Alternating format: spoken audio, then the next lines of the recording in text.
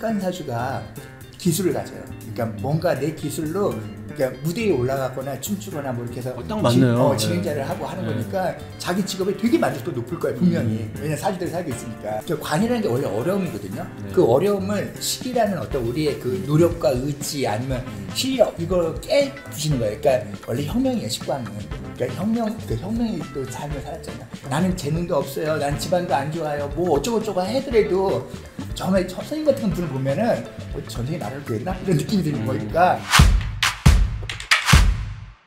안녕하세요. 신의대본 박PD 인사드립니다. 저희 그 신의대본 리부트 시즌2 지난주부터 시작을 했는데요. 지난주에 어떠셨는지 여러분 모르겠습니다. 자, 오늘 또 그 패널 분 나오셨는데요. 먼저 유영식 감독님 나오셨고요. 네, 안녕하세요. 네. 탁쌤 나오셨고요. 네, 안녕하세요. 그리고 오늘의 그 첫 번째 게스트죠. 정돌이라고 알려진 송기철 선생님 나오셨습니다. 안녕하세요. 네, 반갑습니다. 반갑습니다. 네. 지난 시즌에도 저희가 이렇게 손님들을 모시고 진행을 했었는데요. 이번에는 저희가 소제목을 달았습니다. 영화로운 나의 사주라고요. 게스트 분께서 자신의 본인의 인생 영화를 한 편 가지고 오시면 저희가 그 영화와 본인의 사주를 비교 분석하면서 뭐 누구나 사주는 다 호불호가 없고 나쁘고 좋고 없고 자기의 타고난 사주는 자기대로 살면 다 아름다워진다라는 뜻에서 이제 지은 이름인데요. 먼저 우리 게스트 선생님, 송기철 선생님 간단한 자기소개 한번 부탁드리겠습니다. 안녕하세요. 영화 정돌이에 나오는 송기철이라고 합니다. 그리고 장구를 30년 동안 연주자로 활동하고 있습니다.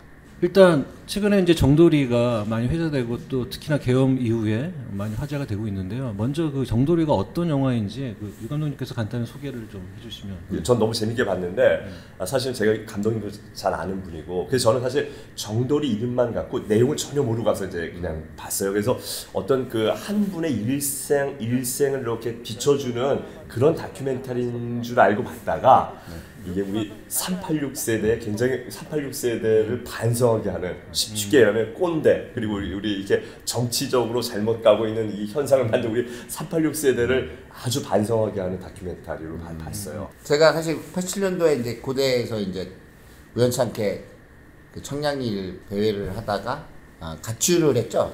처음에는 이제 아버지가 술을 드시고 어릴 때부터 이제 폭력이 좀 심하셔가지고 경기도 연천군 대강리라는 곳에서 중학교 1학년 때 가출을 해서 우연찮게 아이스크림 떠주는 아저씨를 만나가지고 며칠 같이 지내다가 아이스크림도 같이 일도 하면서 있다가 아저씨도 생활이 어렵기 때문에 또 나와가지고 또 이제 청량리 쪽으로 이동을 해서 배회하는 와중에 이제 고대생을 만난 거죠. 그때가 86년도였고 87년도입니다. 7년도였고 네. 그때 나이는 14살이셨었고 네. 그래서 그분을 만나서 그분도 사실은 수배 중이었던 네. 인도과 학생이었고요. 네. 네. 서정만 씨라고 나오더라고요. 네.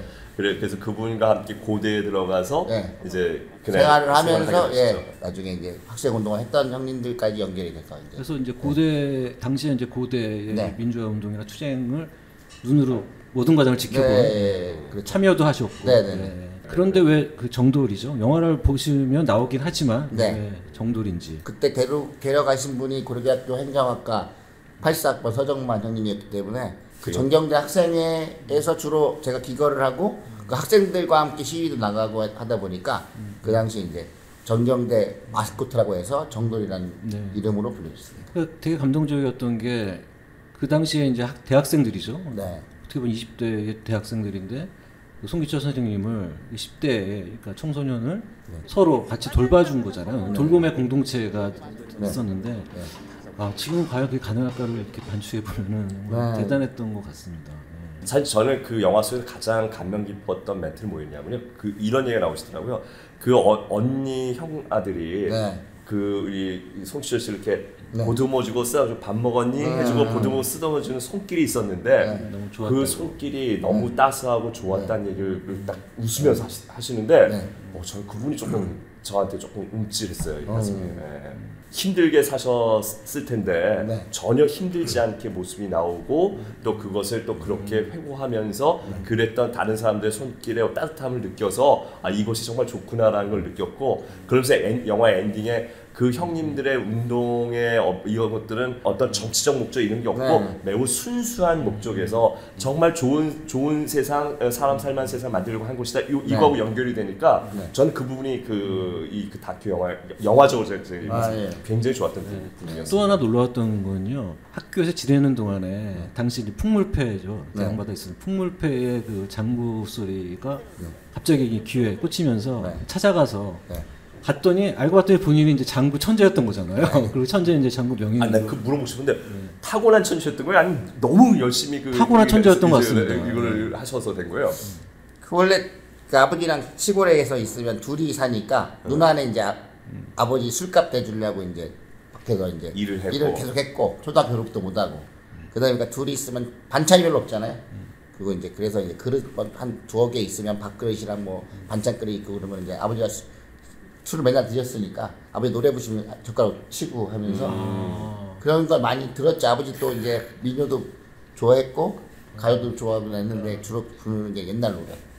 고전 뭐 이제 가련다 떨어야 한다 뭐 이런 노래 있잖아요. 뭐 그러니까 가락에 대한 그렇죠. 그루브가 있었던 거고. 그래서 이제 학교 농악대실 가니까 이제 8패를 먼저 가긴 했는데 다 장구를 치니까 그게 저희는 어릴 때 그런 악기 소리가 익숙하지 않으니까 군부대 쪽이었으니까 그 신기하기도 하고 해서 재밌게 하다 보니까 빨리 는 것 같습니다. 저희가 사전에 그 양해를 받고 송기철 선생님부터 양해를 받고 선생님의 사주를 이제 탁쌤한테 저희가 의뢰를 했어요. 그걸 이제 보시고 영화와 어떻게 또 매치가 되는지. 아니 진짜 그냥 말 그대로예요. 그러니까 치과는 아버지의 행보에서 벗어난다 뜻이 있거든요. 그러니까 그냥 사주대로 너무 잘 하신 것 같아요. 그리고 대본대로 잘 살아오셨다. 너무 잘 하신 것 같아요. 그래서 치과는 아버지의 행포로부터 벗어난다. 아버지의 행동이 개망난이거든요. 원래 관이 많으면은 근데 관이 너무 많고 그러다 내가 어떻게든 이겨내요. 그래서 식관사주가 기술을 가져요. 그러니까 뭔가 내 기술로 그러니까 무대에 올라가거나 춤추거나 뭐 이렇게 해서 딱 맞네요. 진행자를 하고 하는 거니까 자기 직업에 되게 만족도 높을 거예요. 분명히. 왜냐면 사주대로 살고 있으니까. 나는 그냥 이거 치다가 죽을 거야. 뭐 해도 될 만한 그런 구조로 돼 있고 항상 무대에 올라가지고 자기 신명나게 할 거예요. 그리고 이런 사주가 이제 그 정말 인간 관계를 잘 못 맺어요. 근데 음악이나 이렇게 뭔가 일할 때 진짜 집중해서 그때가 제일 즐거워요. 그러니까 그 나의 즐거운 신명을 찾은 게 너무 다행인 거야. 그러니까 봐봐요. 환경도 나쁘고 뭔가 모두 나쁘지만 이렇게 흘러가면요. 그러니까 사주대로 살 수밖에 없는 우리가 그 기운이 세상이 도와준다는 거예요. 나는 정말 나는 재능도 없어요. 난 집안도 안 좋아요. 뭐 어쩌고저쩌고 해더라도 정말 선생님 같은 분을 보면은 전생에 나를 구했나? 이런 느낌이 드는 거니까. 왜냐면 자기 지금 사주대로 너무 잘 살고 계시는 느낌이 들거든요. 네, 알겠습니다. 저는 지금 깜짝 놀란 건 이거예요. 탁 선생님이 아까 나는 사주를 얘기했는데 그 영화에 등장해요. 장구 치는 장면이 나오거든요. 거기에 땀을 뻘뻘 흘리시면서도 매우 몰입하는. 사실 그걸 지금 우리말로 이런 말이 있더라고요. 버슴새 혹시 아시죠? 이게 뭐냐면 악기를 칠 때 몰입도가 높아져서 거기서 피어나는 얼굴의 표정 그게 때로는 천사 같기도 하고 때로는 악마 같기도 하다. 그 표정이 약간 영화에 잡힐 뻔하더라고요. 그래서 그렇게 몰입하고 치세요. 그래서 깜짝 놀랐던 게 아니 어떻게 저렇게 어려운 환경을 긍정적으로 저렇게 살아내셨지? 또 궁금했는데 어떻게 저 악기를 저렇게 몰입해서 연주를 하지? 그러니까 거기서 보였어요. 그리고 식관이 감동이에요. 우리한테 항상 감동을 줘요. 그러니까 식관은 그러니까 관이라는 게 원래 어려움이거든요. 그 어려움을 식이라는 어떤 우리의 그 노력과 의지 아니면 실력 이걸 깨부시는 거예요. 그러니까 원래 혁명이에요. 식관은. 그러니까 혁명이 또 삶을 살았잖아. 그래서 분위기가 이래? 내가 바꾸겠어.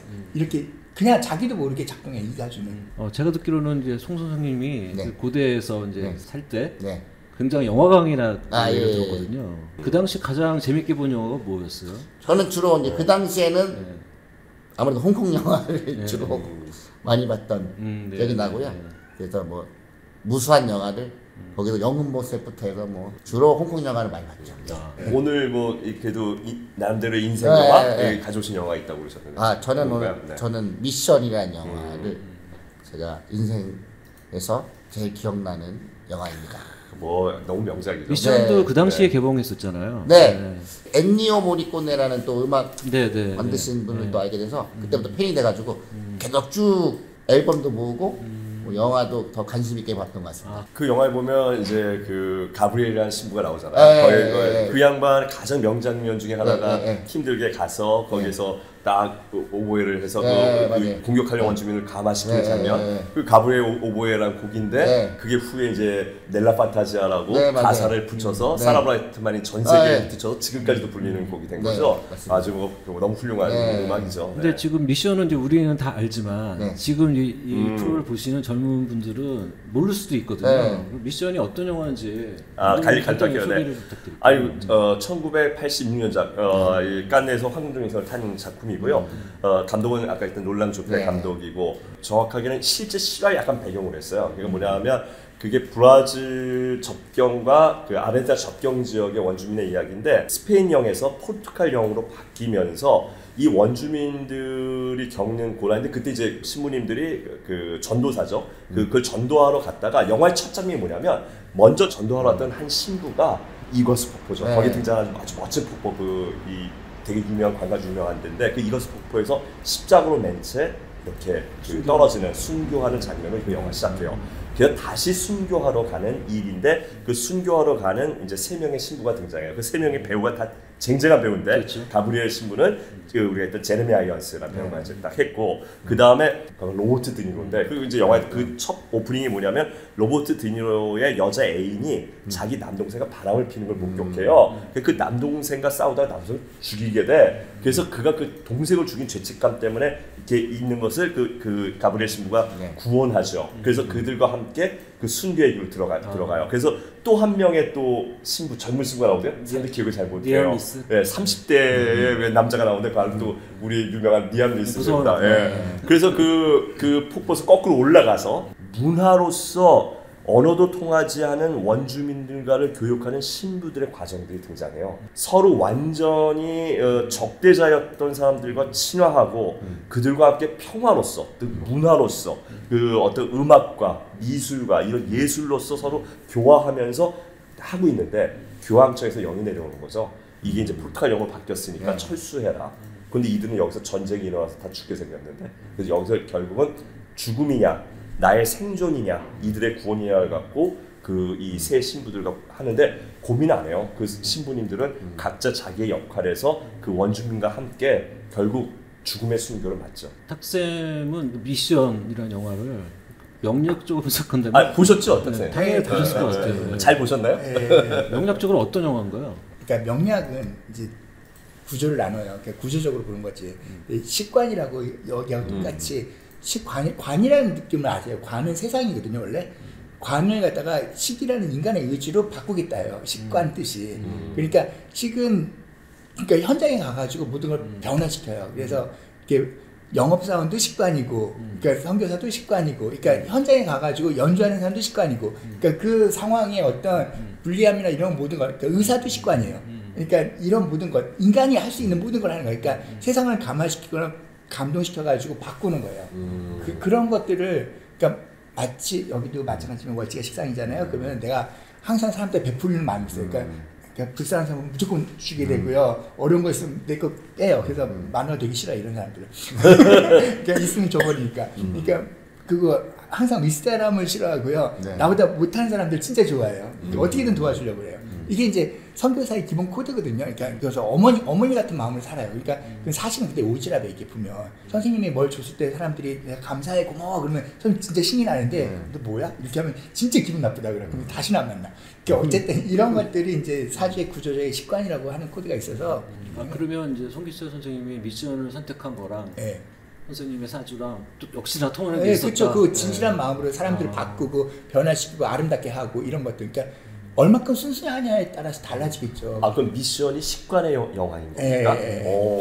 그러니까 혁명은 모든 게 식관이에요. 그러니까 세상을 바꾸는 거. 그러니까 그래서 근데 혁명가들, 그러니까 체게바라나 이런 사람들 다 혁명가잖아요. 식관이에요. 그렇게 있고요. 이제 제극인의 코드가 있어. 뒤에서 정치적으로 여기에 이제 선교사를 먼저 보내. 그래가지고 우리 걸 가져오는 거야. 그래서 머리를 이렇게 뒤에서 이렇게 조절하는 사람들이 있어. 그건 제극인이라고 그래요. 식관들은 현장에 나가가지고 진짜 현장에서 그것들과 만나서 대면해서 그걸 스스로 판단하고 제극기는 머릿속에 먼저 구조가 있어. 야, 얘 석유사 보내. 그럼 여기 우리 땅 될 거야. 이렇게 말하는 것들. 그냥 모든 게 기획적이고 체계적이고 하는. 그래서 인간 두 부류가 있는 거죠. 머리로 사는 사람과 마음으로 사는 사람. 이렇게 되는 거예요.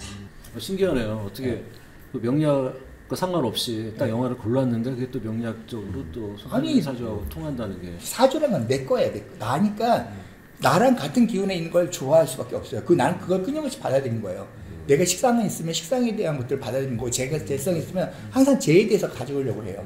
그럼 저는 막 이 영화 저 영화 막 좋아하는 게 많은 거는 네, 정제가 있어서 그런 거예요? 그러니까 이거 맛보고 저거 맛보고 네, 그런 거죠. 근데 네. 식상은 내가 직접 해보는 걸 더 좋아해요. 그러니까 남의 거보다는 내가 해봤더니 느낌 오네? 뭐 이런 식으로 오는 거지. 그래서 현장이 있어. 항상 현장 속에서 내가 힘이 나고요. 머리 쓰는 거 너무 싫어. 짜증나. 오늘 그 정돌이의 그 송기철 선생님 모시고 그 자기 인생 영화 나눠봤는데요. 선생님 어떠셨습니까 오늘? 저 되게 좋은 시간이었습니다. 근데 제가 워낙 말을 못해서 다음에 또 기회가 되면 더 늘어서 나오도록 하겠습니다. 선생님은 유명인이 돼야 돼요. 아. 그러니까 사주가 유명이 되는 사주예요. 유명해졌잖아요 지금. 아니 네. 어디 가든지 내가 사람들이 박수 받는 사주예요. 네. 그러니까 공연을 많이 하면 많이 할수록 사람들이 더 알아줘요. 그러니까 근데 자신 있고 없고 문제가 아니라 그러니까 사주가 되게 중요한 거. 한 가지 말할게요. 나만 한다고 되는 게 아니라 그러니까 로미오라는 배역을 나만 한다고 돼요? 상대도 나도 로미오라고 인정해줘야 될 거 아니에요. 그러니까 내 사주는 나만 하는 게 아니라 상대도 안다 해요. 그러니까 선생님을 보면 우리한테 뭔가 공연 좀 해주세요 이렇게 우리는 요구하게 돼요. 네. 그런 걸 자꾸 뭔가 시키려고 한단 말이에요. 그러면 선생님 딱 한마디만 해요. 너네 감사하지 않으면 나 안 해. 이렇게 하면 돼요. 부탁한다고 하는 게 아니라 니네가 진짜 원한다면 해줘봐. 이런 식으로 조금 더 고고해야 돼요. 네, 그러면 이제 가격이 높아져요. 고마워하지 않는 사람들을 만나지 마세요. 눈치가 빨라서 그런 건 잘 안 합니다. 그래서 좋은 사람 많이 만나기 최고예요. 앞으로는 이번 기회를 통해서 네. 장구 명인으로서 더 이름을 더 떨치는 사주가 진짜 그 장구치기 딱 돼 있는 사주야. 자 오늘은 여기까지 마무리 짓도록 하겠습니다. 오늘 나와주셔서 대단히 감사합니다. 네, 너무 반가웠습니다. 네. 감사합니다.